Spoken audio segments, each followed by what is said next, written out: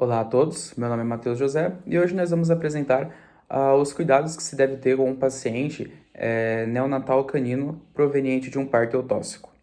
Bom, primeiramente, nós vamos lembrar que o período neonatal vai ser considerado até os 14 dias de vida deste paciente e que ele tem um alto, neste período, normalmente, você tem um alto índice de mortalidade. Isso devido ao fato de que os pacientes neonatais são mais propensos a terem hipotermia, hipoglicemia e a sofrer de desidratação, sendo esta a tríade neonatal, sem levar em consideração ainda que o seu sistema imune ele não se encontra completamente desenvolvido.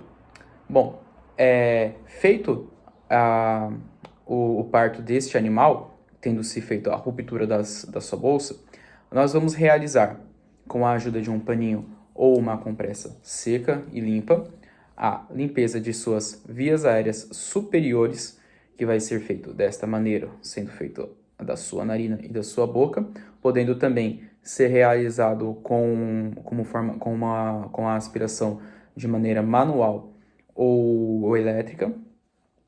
E também, logo após isso, nós iremos fazer a secagem deste paciente como uma forma de prevenir a hipotermia. Ainda nos primeiros minutos de vida, para se ter um melhor prognóstico de sobrevivência deste paciente neonatal, nós iremos realizar a aferição do seu score Apgar.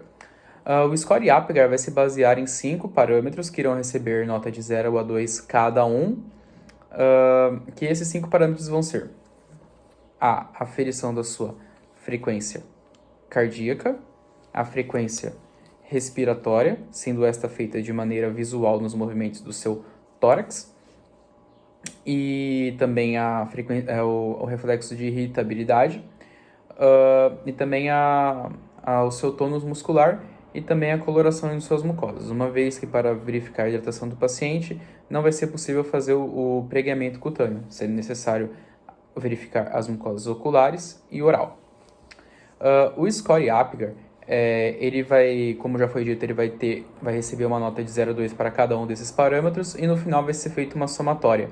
Caso a somatória desses parâmetros dê acima de 7, vai significar que este paciente ele é um paciente rígido. Se der de 3 a 6, vai significar que ele vai precisar de cuidados imediatos. Caso dê menor do que 3, os cuidados deverão ser imediatos.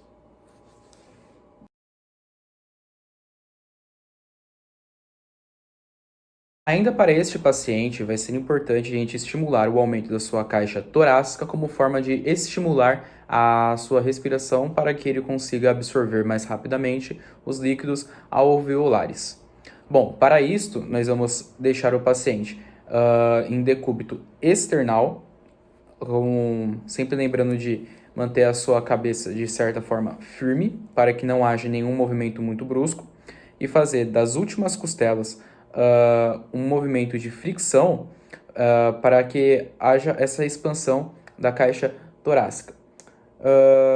Outra forma que se pode fazer é com o auxílio de um suave sendo passado na sua narina para que ele estimule a sua inspiração. Pode-se também fazer o tracionamento da sua língua. Caso haja muita dificuldade, pode-se fazer o entubamento com uma sonda número 8 uretral. Pode-se também utilizar o ponto VG26 de acupuntura, ou, se muito necessário, pode-se utilizar de doxapran de 5 a 10 mg por quilo. Lembrando-se sempre de mantê-lo em um local aquecido de 30 a 32 graus Celsius durante a sua primeira semana de vida como forma de prevenção à hipotermia. Seguindo para a inspeção clínica deste paciente, nós iremos inspecionar a sua cavidade oral, procurando a presença de fenda palatina ou lábio leporino uni ou bilateral. Podemos também ver como é que está o reflexo da sucção, se ele está presente e avaliando a sua força. Logo após, nós podemos fazer também a avaliação do seu coto umbilical, procurando a presença de alguma infecção. e também podemos realizar o reflexo de termotropismo, que consiste em colocar uma fonte de calor próximo deste animal para ver se ele procura. Também podemos fazer o reflexo da procura, que consiste basicamente em a gente fazer uma conchinha com a nossa mão, colocar a cabeça do paciente próximo para ver se ele vai em direção a ela. Dessa forma, verificando seus reflexos neurológicos.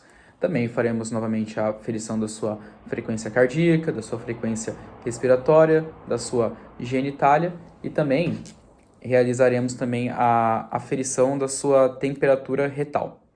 Essa temperatura no paciente na primeira semana deve constar de 35 a 36 graus. Tendo sido realizada a inspeção clínica deste paciente, nós iremos passar para a cura do umbigo. Esse umbigo deve ser curado a 2 dedos do abdômen, deve ser realizado um nó simples e utilizado clorexidina 2% ou iodo. Nas primeiras 24 horas de vida deste paciente, nós iremos observar que ele pode ter sim uma diminuição do seu peso vivo devido à absorção de líquidos e passando este período, ele também vai tender a aumentar o seu peso em mais ou menos 10% do seu peso vivo por dia, podendo variar entre as raças. Quanto ao período de oferta de colostro, deve ser em até 12 horas de vida deste paciente. Isso é de vital importância, sabendo-se que o seu sistema imune não está completamente desenvolvido. Se este paciente puder, ele deve sim mamar diretamente da sua mãe.